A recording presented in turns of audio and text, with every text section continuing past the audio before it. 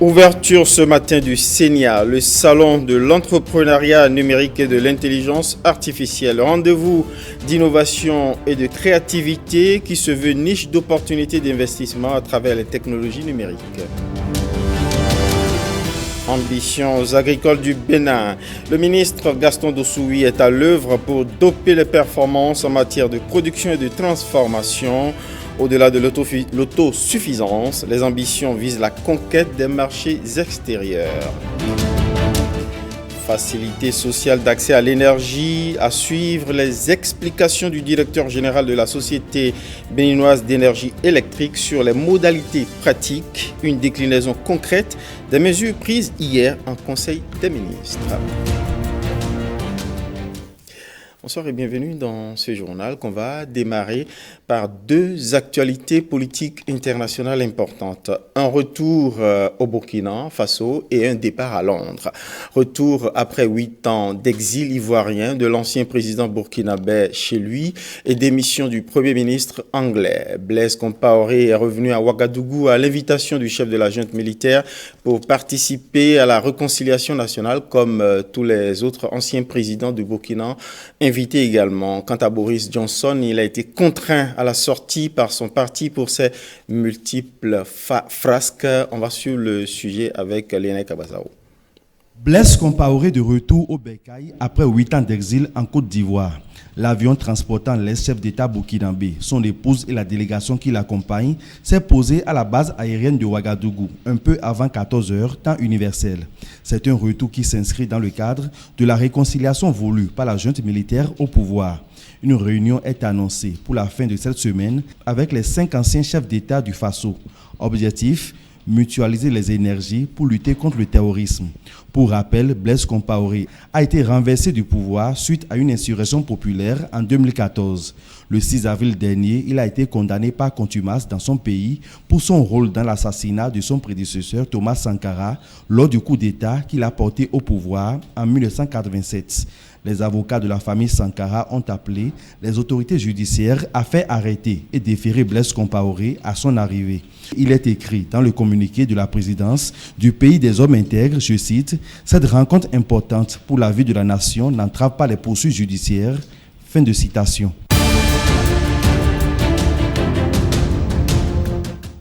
Au Royaume-Uni, le Premier ministre Boris Johnson, qui s'accrochait jusqu'ici au pouvoir, a fini par démissionner ce jeudi. Il s'est exprimé à 13h30 temps universel pour confirmer ce que la BBC avait annoncé un peu plus tôt dans la matinée.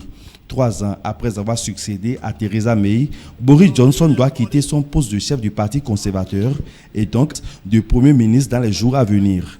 Lâché par plusieurs dizaines de ses ministres pour sa mauvaise gestion des crises actuelles et divers scandales, l'ancien maire de Londres, âgé de 58 ans, a fait savoir qu'il démissionnait de son poste de chef du Parti conservateur. Une élection interne va maintenant être organisée pour lui trouver un successeur.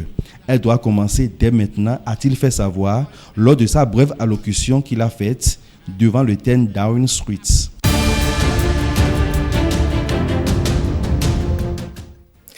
Retour chez nous avec le salon dédié à l'entrepreneuriat numérique et à l'intelligence artificielle qui a été lancé ce matin à Cotonou. La cérémonie inaugurale du CENIA s'est déroulée au Palais des Congrès de Cotonou. 3 jours offerts en vitrine à l'innovation, la créativité, des opportunités d'affaires et de développement d'activités à travers les technologies nouvelles. Un espace en phase avec la volonté du gouvernement de stimuler l'économie numérique au Bénin. Les échos de l'ouverture du CENIA avec Rebecca Kenyaoundé et Jules Akwekou dans nos toutes prochaines éditions. C'est promis.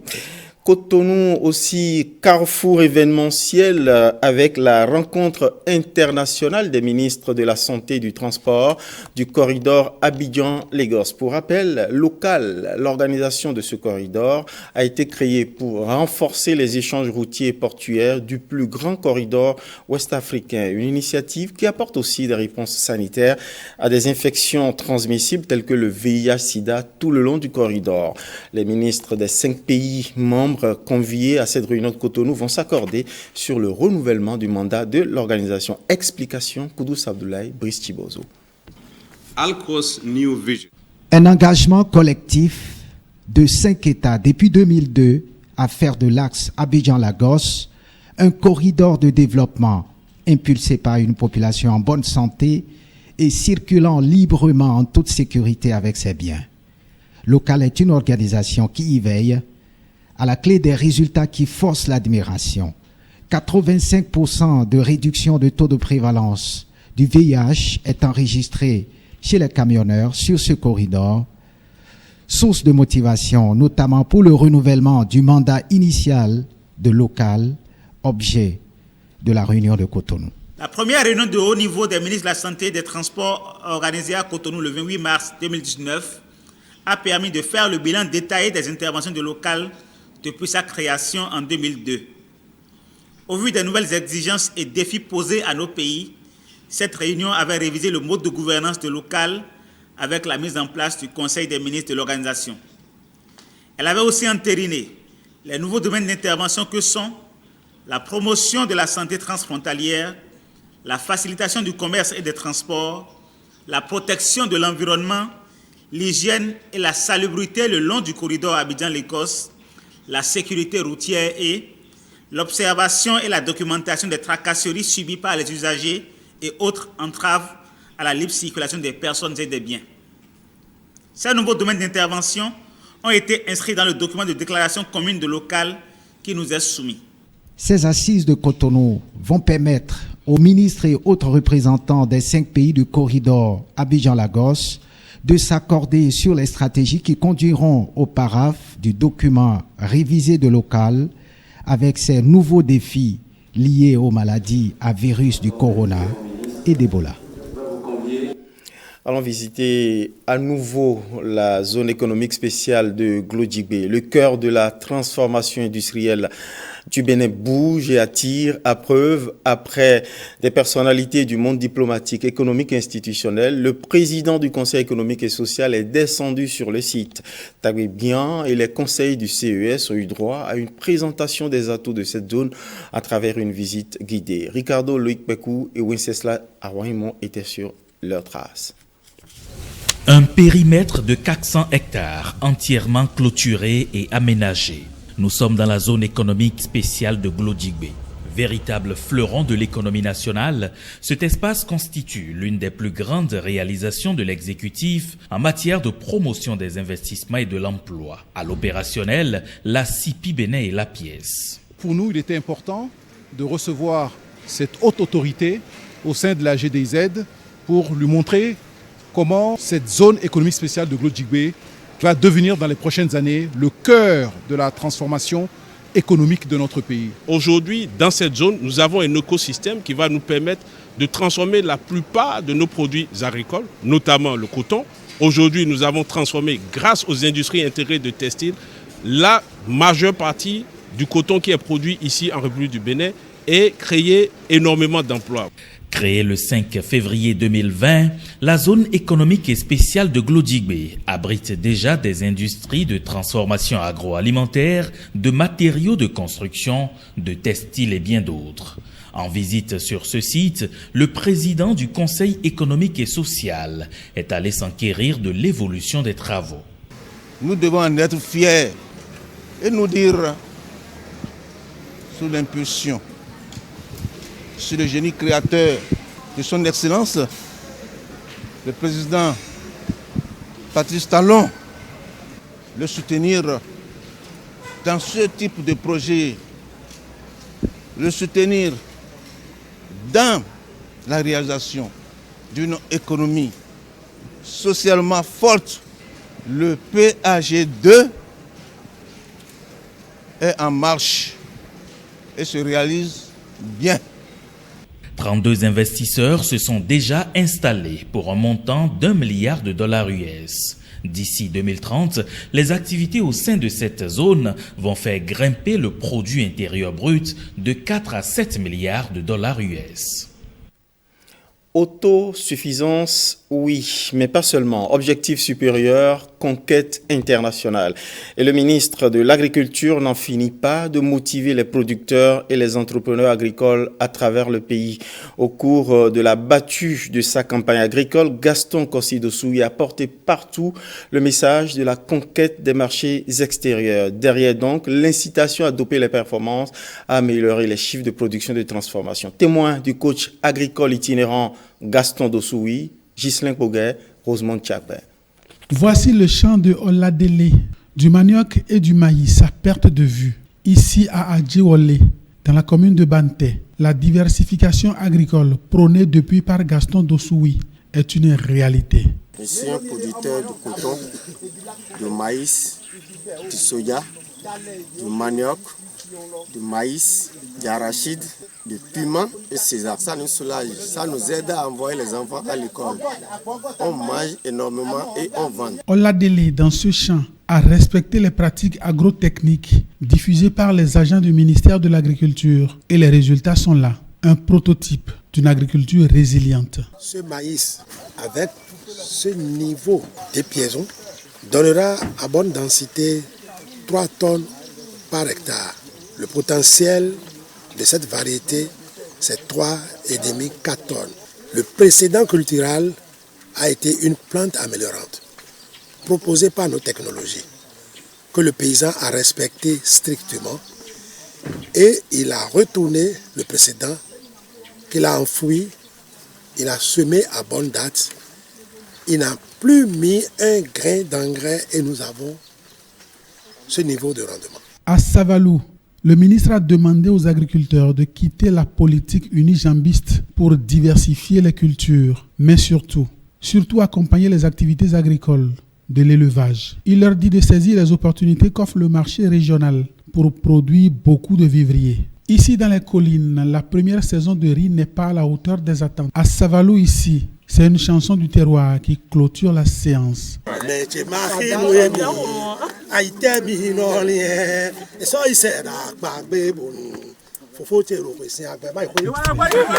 Gaston Dossoui veut convertir tout le monde à l'agriculture. Il visite le champ d'un de ses collaborateurs qui a déjà pris le pli. Ce journaliste projette d'installer plus tard une plantation d'anacardier. Le gouvernement l'a décidé hier, la réduction de la facture du raccordement à l'énergie électrique officielle. Prix du branchement, 20 000 francs CFA. Et pas moins de 2 millions de branchements déjà prévus au bout de cette mesure sociale pour une première phase. Le directeur général de la SBEE a rencontré aujourd'hui la presse pour en expliquer les modalités pratiques. Selon Girard Zagrodnik, la mesure c'est tout de suite et les clients sont déjà attendus dans les agences commerciales de la SBEE. Les détails avec Ghislain Poguet, Danielada. La mise en œuvre quand même de ce projet-là va coûter une première évaluation 107 milliards au gouvernement. Le réseau dans certains endroits du pays ne peut pas supporter un affluent de clients additionnels. Dans un premier temps, il y a un projet au niveau du gouvernement pour remettre les réseaux de moyenne tension au niveau. Certaines zones ne pourront pas bénéficier tout de suite de ce privilège-là. Il va falloir d'abord les mettre à niveau. Une fois qu'ils vont être à niveau, on va pouvoir faire le branchement. À une certaine distance du réseau, on est obligé de faire une extension, rajouter des poteaux, rajouter des câbles. La première phase doit être dans un réseau qui est normalisé, qui est en bonne santé, je veux dire santé technique, et dont la maison pour le branchement est aux alentours de 40 mètres ou moins. Ces populations-là vont pouvoir bénéficier très rapidement de ce projet-là. Par la suite, il y aura d'autres phases qui vont constituer à faire des extensions de réseau et des mises aux normes. Il y a des instructions qui vont être données aux directions commerciales. Quoi dire et comment bien recevoir les gens pour bien leur expliquer. On va pouvoir aussi à ce moment-là les renseigner s'ils sont éligibles dans un premier temps. À partir de cette information-là, on va pouvoir les guider vers Controlec pour pouvoir faire l'évaluation de leur installation intérieure et faire le branchement par la suite. Un employé d'SBE n'est absolument pas autorisé à rencontrer des clients, à solliciter des fonds ou d'aucune manière possible, quel que soit un certain type de renseignement ou autre. Vous allez dans les agences, pas ailleurs. Vous pouvez rencontrer un technicien sur le terrain qui va vous parler de oui, il va vous diriger à l'agence. Si quelqu'un ne fait pas ça, ce n'est pas un agent de la SBE ou c'est un agent de la SBE qui fait quelque chose de complètement illégal. L'annonce du gouvernement ne précise pas qu'on ne peut pas commencer tout de suite, donc nous, on va commencer tout de suite. La décision de brancher passe d'abord par une évaluation de où et est-ce que le réseau est en mesure de prendre ce volume-là. Le branchement devrait s'exécuter dans une période d'environ 4 à 5 jours. Évidemment, avec l'affluence qui va avoir lieu, il y aura peut-être un peu de délai, mais on va mettre plus d'équipes. Mais 4 à 5 jours devrait être un temps normal pour pouvoir arriver à brancher les clients. La politique, elle est excessivement ambitieuse. On va aller plus vite, plus loin. Donc, on dit on peut aller à 2 millions de clients. Rappelons-nous que jusqu'à 2024, on parle d'un coût total de 20 000 francs. 25 à 2026, on parle de gratuit. Voilà, pour en savoir un peu plus, de manière plus précise, rendez-vous dans les différentes agences commerciales de la SBEE. Et parmi les décisions du Conseil des ministres d'hier mercredi, la fin définitive de l'établissement de l'ancienne carte nationale d'identité, la bonne vieille carte jaune. Seule désormais la carte nationale biométrique sera de mise. Les citoyens apprécient cette décision au micro de René Kofi. Le constat que nous faisons est que jusqu'à là, on a l'impression que on n'a presque pas enregistré beaucoup de gens. 30 juin 2022, dans la cité de Kobourou. Nous sommes au 3e arrondissement de Parakou. L'opération d'enrôlement de la liste électorale informatisée se poursuit. J'ai tellement enregistré mes enfants au nombre de 4 personnes, en plus moi et ma femme aussi. Et comme on a entendu parler de ce RAVIP, ça nous a tellement pris et on a dit que bon, vraiment il faudrait qu'on vienne pour enregistrer nos enfants aussi. Je suis venu avec mes enfants et il n'y a pas encore, les gens sont nombreux et nous n'avons pas encore trouvé la place de le faire. Mais j'attends pour que le temps revienne pour moi, pour que j'aille faire ça. C'est le dernier jour d'enrôlement, conformément au calendrier établi par l'Agence nationale d'identification des personnes. Il y a plusieurs qui n'ont pas les dates de naissance ou qui les ont perdues. Donc, les témoignages sont de trop en fait. Et pour avoir les témoins, c'est un peu ça la difficulté majeure, puisque les témoins, des fois, n'arrivent pas à se déplacer. Nous faisons ce que nous pouvons pour enregistrer le maximum de personnes, mais bon, malheureusement, ce n'est pas sûr si l'opération s'arrête aujourd'hui que tout le monde soit enregistré. L'idéal serait que tout le monde puisse s'enregistrer, donc nous espérons que les autorités vont prendre les décisions pour pouvoir alléger la tâche à la population parce que c'est une très bonne chose. Il y a beaucoup qui n'avaient pas de pièces civiles et grâce à cette opération, ils arrivent au moins à régler ce souci-là. Une prorogation est une fois de plus souhaitée par les populations compte tenu de l'engouement autour de cette opération. Petit souci d'aiguillage, vous avez dû le corriger vous-même. Il s'agit là plutôt d'un sujet consacré à l'opération d'enrôlement sur la liste électorale informatisée qui s'est achevée ce jeudi 30 juillet. Plutôt qui s'est achevée le jeudi 30 juin 2022. Mais dans le septentrion, comme on a pu le constater dans le sujet, on peut encore voir de l'affluence autour de cette opération. C'est le constat fait par notre équipe qui a réalisé ce sujet. On va enfin retrouver les réactions de quelques citoyens au sujet de la fin définitive de la bonne vieille carte d'identité jaune et la nouvelle carte biométrique. Ensuite. C'est une décision salutaire pour notre pays, puisque maintenant on aura plus de visibilité sur tous les citoyens béninois. C'est une très bonne décision parce que depuis des mois, on a déjà lancé l'établissement de la carte d'identité biométrique, qui est d'ailleurs très facile. J'ai déposé la carte CIP et le même jour j'ai pris ça. Et je suis venu relancer maintenant la carte biométrique. 7 jours après, on me dit de venir prendre. C'est très beau, c'est très bon. C'est une bonne chose, puisque lorsqu'on se fait enrouler à la NIP, l'enroulement ne se fait pas 2 fois, plusieurs fois. Non. Donc, ça ne se fait qu'une seule fois. Donc, ce qui permet d'avoir une idée claire de la popularité, c'est-à-dire le nombre d'habitants. Donc, si le gouvernement réellement peut réfléchir, voir comment il faut rabaisser ce coût pour que le citoyen lambda, paysan ou artisan que moi je suis, je n'ai pas tant de difficultés à m'octroyer cette carte. Le problème principal, c'est le coût. Parce qu'il faut avoir au moins 10 000 pour faire le processus. Ouais, tout le monde n'a pas les moyens. Si le gouvernement peut diminuer un peu, ça va susciter les autres qui sont encore derrière à vite avoir cette carte-là. Bon, pour le moment, si on peut décongestionner l'agence nationale, là, ce serait bon. Voilà, du sésame administratif, la carte biométrique, passons à un autre sésame dédié à l'entrepreneuriat, cette fois-ci avec les femmes entrepreneurs ou créatrices de start-up qui bientôt vont pouvoir disposer d'une boussole pour guider leur parcours d'entreprise. Cette semaine, des structures d'accompagnement à l'entrepreneuriat innovant se sont penchées sur la conception de programmes et services dédiés. Initiative appelée DigiBoost, financée par l'Union européenne et exécutée par l'Agence belge de développement. Patrick Ayadji et Françoise Insou nous l'expliquent ici mieux. L'entrepreneuriat féminin amorce une nouvelle dynamique au Bénin. Grâce à la conception d'un programme spécifique d'accompagnement, les femmes entrepreneurs n'ont plus rien à craindre. Nous avons remarqué que dans nos structures d'accompagnement, la plupart ne disposent pas d'un programme d'accompagnement dédié aux femmes entrepreneurs.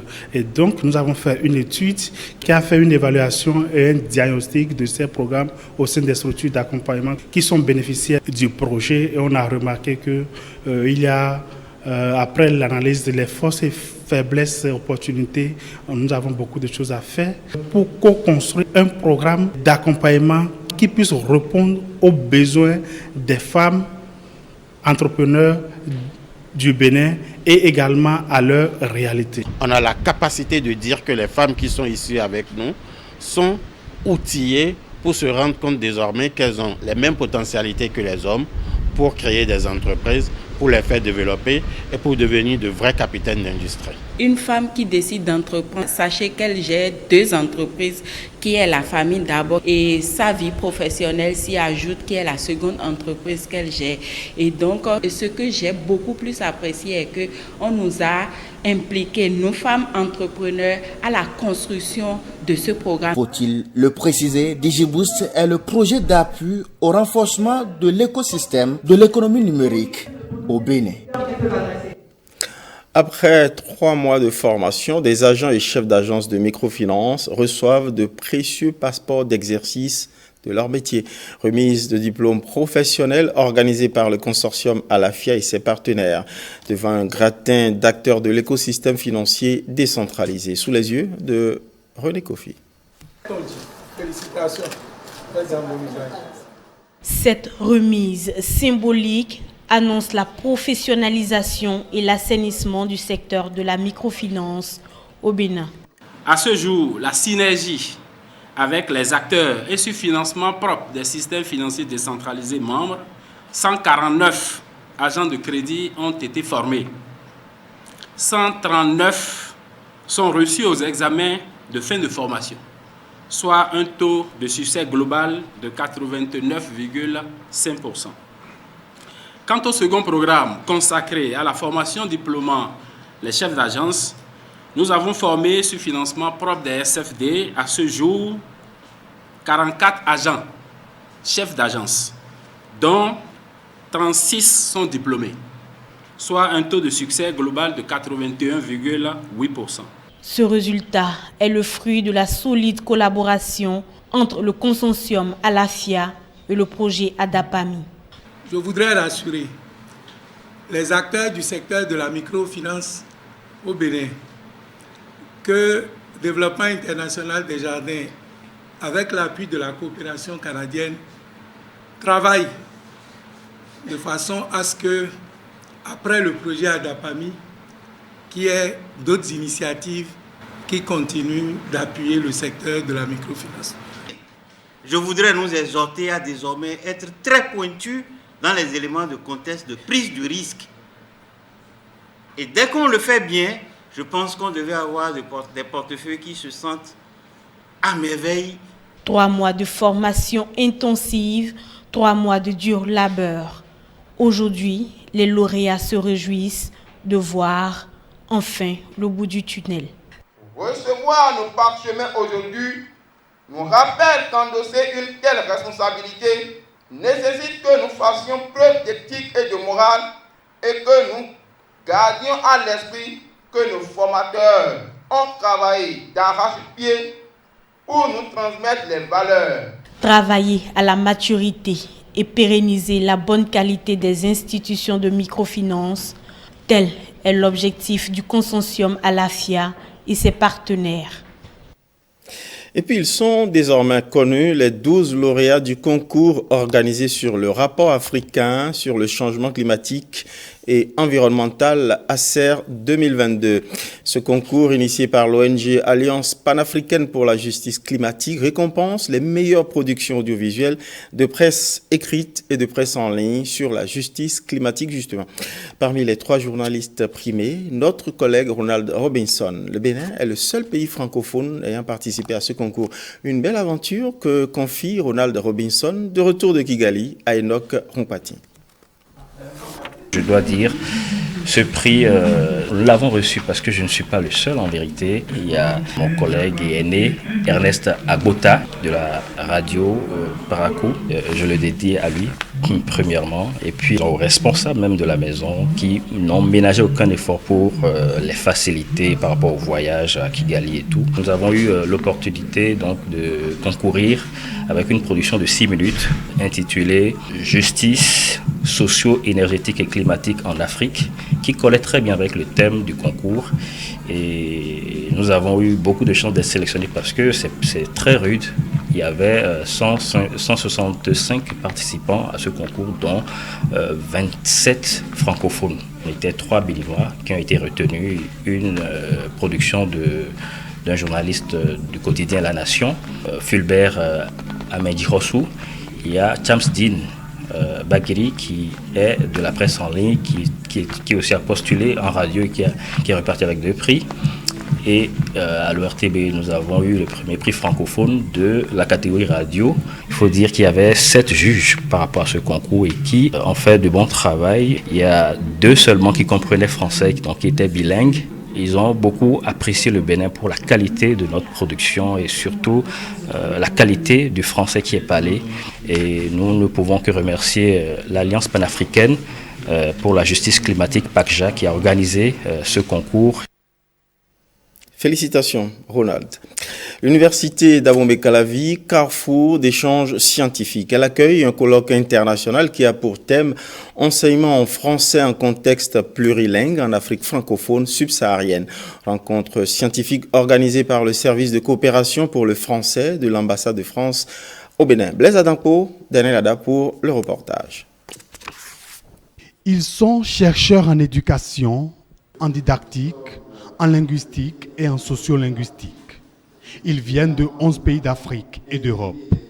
Au cœur de leurs échanges à ce colloque international, l'enseignement en français en contexte plurilingue en Afrique francophone subsaharienne. Notre souhait était de rassembler les acteurs de différents pays dans ces contextes plurilingues francophones pour réfléchir à ces questions et voilà, on leur propose de nous rapporter les résultats de leurs recherches de manière à les fédérer autour de ces questions et à essayer effectivement de disposer ensuite de résultats qui nous permettraient d'avancer au niveau institutionnel également. Donc voilà, des acteurs qui ont participé au projet, que ce soit dans la formation ou dans les questions de recherche, sont invités à ensuite nous communiquer un livrable, à élaborer un document.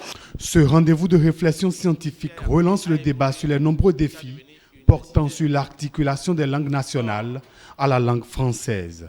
Les communautés universitaires que vous représentez ici, ainsi que les systèmes éducatifs respectifs dont elles procèdent et qu'elles éclairent à la fois, attendent beaucoup des travaux du présent colloque. Elles espèrent des approches réalistes, de pistes de solutions aux problèmes rencontrés du fait du contexte plurilingue dans lequel se construisent nos systèmes éducatifs. Plusieurs communications vont meubler les 3 jours de ce colloque international PEPS Bénin 2022. Au thème des travaux, un rapport est attendu. C'est la fin de ce journal. Merci pour votre fidélité. Merci à toutes les équipes qui ont contribué à la livraison de ce journal. Bonsoir chez vous.